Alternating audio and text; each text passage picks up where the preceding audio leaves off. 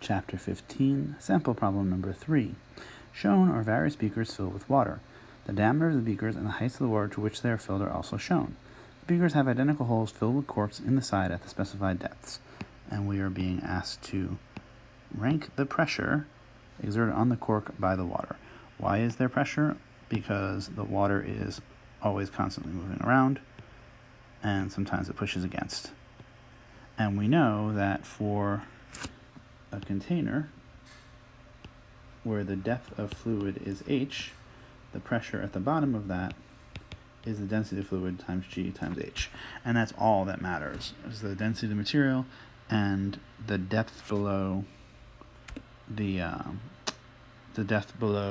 the top surface. The weight, if you want. This is the weight of the water above, essentially, above the fluid. Our beakers are all filled with water, so it's the same density.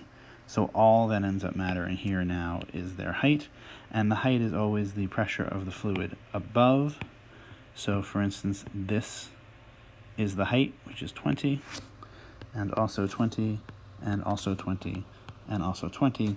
So we end up with that A is the same as B, as D, as C.